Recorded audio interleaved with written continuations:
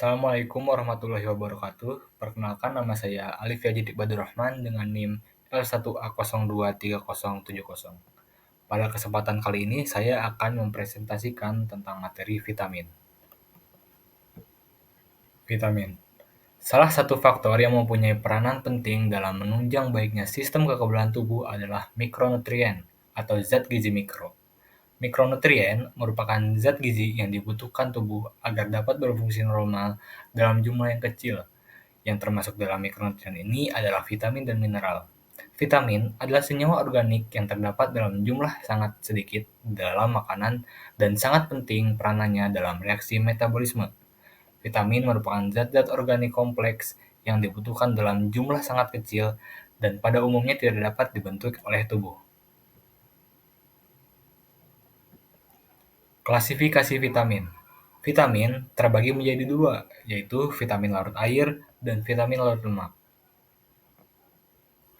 Vitamin larut air terbagi menjadi 9, yaitu ada tiamin, riboflavin, asam nikotinat, asam pantotenat, piridoksin, biotin, asam folvat, vitamin B12, dan asam ascorbat atau vitamin C.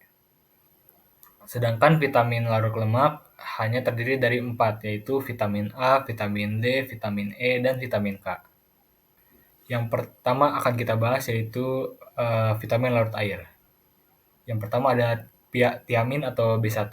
Vitamin B1 yang dikenal juga dengan nama tiamin merupakan salah satu jenis vitamin yang memiliki peranan penting dalam menjaga kesehatan kulit dan membantu mengkonversi karbohidrat menjadi energi yang diperlukan tubuh untuk rutinitas sehari-hari. Di samping itu, vitamin B1 juga membantu proses metabolisme protein dan lemak. Sumber makanannya ada gandum, nasi, daging, susu, telur, dan tanaman kacang-kacangan. Lalu defisiensi tiamin ini bisa ada gangguan saraf, penyakit beri-beri, sindrom Korsakoff, masalah pencernaan, dan gangguan kardiovaskular. Kemudian ini adalah struktur dari tiamin atau vitamin B1. Yang kedua ada riboflavin atau vitamin B2. Vitamin B2 banyak berperan penting dalam metabolisme di dalam tubuh manusia. Di dalam tubuh vitamin B2 berperan sebagai salah satu komponen koenzim flavin mononukleotida dan flavin adenin dinukleotida. Kedua enzim ini berperan penting dalam regenerasi energi bagi tubuh melalui proses respirasi. Vitamin ini juga berperan dalam pembentukan molekul steroid, sel darah merah, dan glikogen, serta menyokong pertumbuhan berbagai organ tubuh seperti kulit, rambut, dan kuku. Sumber makanannya ada sayur-sayuran segar, kacang kedelai, kuning telur, dan susu. Sementara defisiensi riboflavin ini ada menurunnya daya tahan tubuh, kulit kering bersisik, mulut kering, dan bibir pecah-pecah, lalu sariawan. Kemudian ini ada struktur riboflavin atau dari vitamin B2. Kemudian yang ketiga ada asam nikotinat atau vitamin B3. Vitamin B3 juga dikenal dengan istilah niacin. Vitamin ini berperan penting dalam metabolisme karbohidrat untuk menghasilkan energi, metabolisme lemak, dan protein. Di dalam tubuh, vitamin B3 memiliki peranan besar dalam menjaga kadar gula darah, tekanan darah tinggi, penyembuhan migrain, dan vertigo. Berbagai jenis senyawa racun dapat dinetralisir dengan bantuan vitamin ini. Sumber makanannya ada berupa makanan hewani seperti ragi, hati, ginjal, daging unggas, dan ikan. Defisiensi asam nikotinat ini bisa berupa tubuh mengalami kejang-kejang, kram otot, gangguan sistem pencernaan, muntah-muntah, dan mual. Kemudian ini ada struktur dari asam nikotinat. Yang keempat ada asam pantotenat atau vitamin B5. Vitamin B5 atau asam pantotenat banyak terlibat dalam reaksi enzimatik di dalam tubuh. Hal ini menyebabkan vitamin B5 berperan besar dalam berbagai jenis metabolisme, seperti dalam reaksi pemecahan nutrisi makanan, terutama lemak. Peranan lain vitamin ini adalah menjaga komunikasi yang baik antara sistem saraf pusat dan otak memproduksi senyawa asam lemak, sterol, neurotransmitter, dan hormon tubuh. Sumber makanan dari ini ada daging, susu, ginjal, hati, sayuran hijau, dan kacang hijau. Defisiensi asam pantotenat bisa menyebabkan kulit pecah-pecah dan bersisik, karam otot, serta kesulitan untuk tidur. Kemudian ini ada struktur dari asam pantotenat. Yang kelima ada piridoksin atau vitamin B6. Vitamin B6 atau dikenal juga dengan istilah piridoksin merupakan vitamin yang esensial bagi pertumbuhan tubuh. Vitamin ini berperan sebagai salah satu senyawa koenzim A yang digunakan tubuh untuk menghasilkan energi melalui jalur sintesis asam lemak seperti sphingolipid dan fosfolipid. Selain itu, vitamin ini juga berperan dalam metabolisme nutrisi dan memproduksi antibodi sebagai mekanisme pertahanan tubuh terhadap antigen atau senyawa asing yang berbahaya bagi tubuh.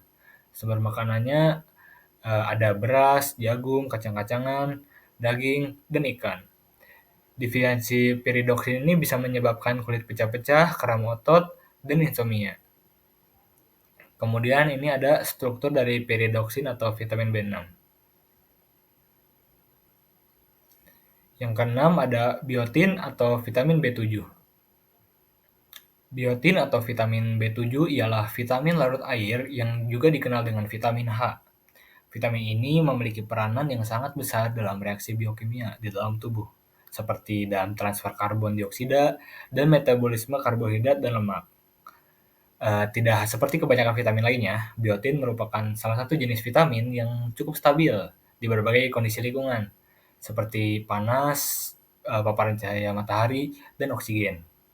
Sumber makanan dari biotin ini bisa didapatkan dari kembang kol, biji-bijian, kemudian ada pisang, jamur, selain itu ada sereal, telur bagian kuningnya, kacang-kacangan, dan juga jeroan. Defisiensi dari biotin ini bisa menyebabkan anemia, sariawan, dan rambut mudah beruban. Selanjutnya ini ada struktur dari biotin atau vitamin B7. Yang ketujuh ada asam folat atau vitamin B9. Vitamin B9 sangat penting untuk berbagai fungsi tubuh, mulai dari sintesis nukleotid ke remetilasi homocysteine. Vitamin ini terutama penting pada periode pembelahan dan pertumbuhan sel. Anak-anak dan orang dewasa memerlukan asam folat untuk memproduksi sel darah merah dan mencegah anemia. Folat dan asam folat mendapatkan namanya dari kata Latin yang itu folium yang berarti daun. Sumber makanan dari asam folat ini bisa didapatkan dari sayuran berdaun seperti bayam, lobak Cina, kacang kering, dan kacang polong. Sereal, biji bunga matahari, serta buah-buahan dan sayuran tertentu seperti kentang, tomat, dan jeruk. Defisiensi asam folat ini bisa menyebabkan kelelahan, pusing, sesak napas, dan berbahaya bagi ibu hamil karena bisa menyebabkan keguguran dan bayi lahir prematur. Kemudian ini ada struktur dari asam folat atau vitamin B9. Yang kedelapan ada kobalamin atau vitamin B12. Vitamin B12 atau cyanocobalamin merupakan jenis vitamin yang hanya khusus diproduksi oleh hewan dan tidak ditemukan pada tanaman. Oleh karena itu, vegetarian seringkali mengalami gangguan kesehatan tubuh akibat kekurangan vitamin ini. Ayo, vegetarian. Vitamin ini banyak berperan dalam metabolisme energi di dalam tubuh. Vitamin B12 juga termasuk dalam salah satu jenis vitamin yang berperan dalam pemeliharaan kesehatan sel saraf, pembentukan molekul DNA dan RNA, pembentukan platet darah juga. Sumber makanan dari vitamin B12 ini bisa ditemukan dalam hati ayam atau sapi, tiram, ikan sarden, daging sapi, tuna, kacang kedelai, dan susu rendah lemak. Defisiensi kobalamin ini bisa menyebabkan anemia atau kekurangan darah, mudah lelah, lesu, dan iritasi kulit. Kemudian ini ada struktur dari kobalamin atau vitamin B12. Yang kesembilan ada asam ascorbat atau vitamin C. Vitamin C atau asam ascorbat berperan penting dalam kesehatan tubuh. Sebagai pembentukan kolagen, vitamin C mendukung struktur kulit, sendi, tulang, dan jaringan penyokong. Sebagai antioksidan alami, vitamin C melawan radikal bebas dan polusi, membantu menurunkan risiko penyakit degeneratif seperti kanker. Selain itu, vitamin C juga berperan dalam menjaga bentuk dan struktur otot, serta berbagai jaringan tubuh lainnya. Sumber makanan untuk vitamin C ini bisa kita temukan dalam jeruk, mangga, stroberi, nanas, tomat, jambu, kiwi, pepaya, paprika, brokoli, kembang kol, dan kentang. Defisiensi asam ascorbat ini bisa menyebabkan penyakit skorbut, melemahkan sistem kekebalan tubuh, gangguan penyerapan zat besi, lambatnya penyembuhan luka, peningkatan risiko penyakit kardiovaskular, serta gejala lelah dan lemah. Kemudian ini ada struktur dari asam folat atau vitamin C. Kemudian kita masuk ke bagian yang kedua, yaitu vitamin larut lemak. Yang pertama ada vitamin A. Vitamin A yang juga dikenal dengan nama retinol merupakan vitamin yang berperan dalam pembentukan indera penglihatan yang baik, terutama di malam hari, dan sebagai salah satu komponen penyusun pigmen mata di retina. Selain itu, vitamin ini juga berperan penting dalam menjaga kesehatan kulit dan imunitas tubuh. Vitamin ini bersifat mudah rusak oleh paparan panas, cahaya matahari, dan udara. Sumber makanannya bisa terdapat dari susu, ikan, sayur-sayuran, terutama yang berwarna hijau dan kuning. Dan juga buah-buahan yang berwarna merah dan kuning seperti cabai merah, wortel, pisang, dan pepaya. Defisiensi vitamin A ini bisa menyebabkan rabun senja, katarak, infeksi, saluran pernapasan, dan penurunan daya tahan tubuh.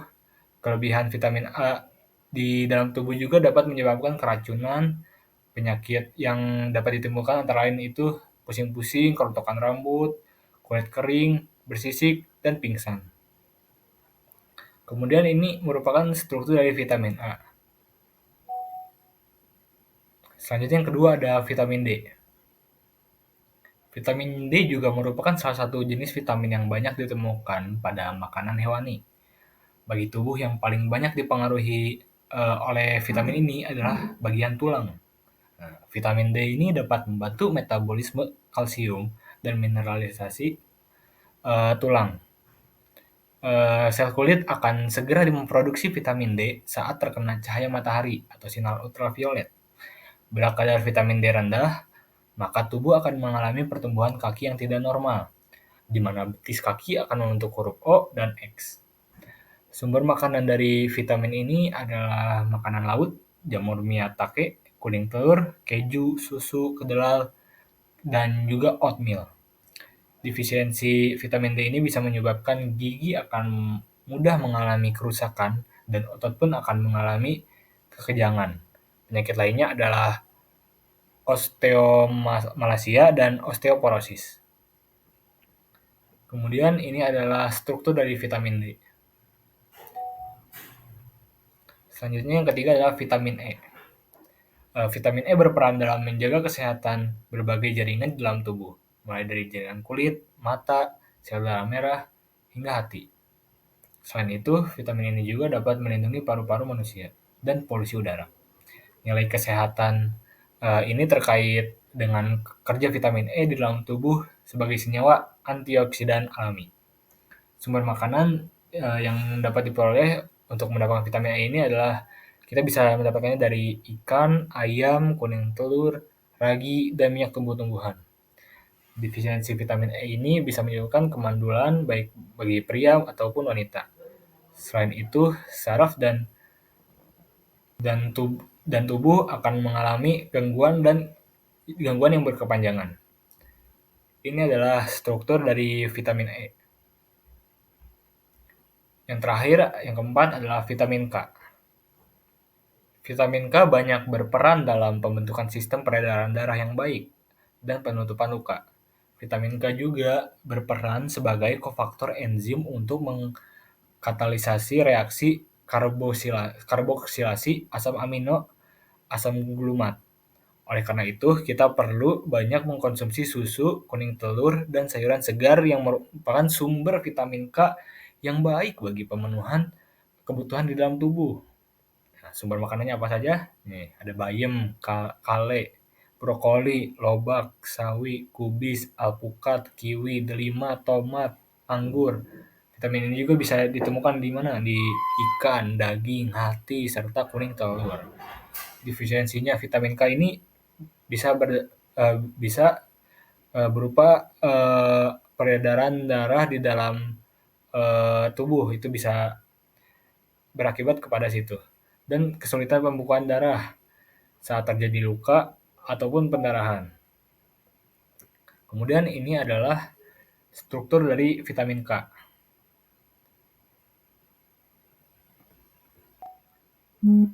Sekian dari saya, terima kasih. Mohon maaf bila ada kekurangan atau kesalahan. Wassalamualaikum warahmatullahi wabarakatuh.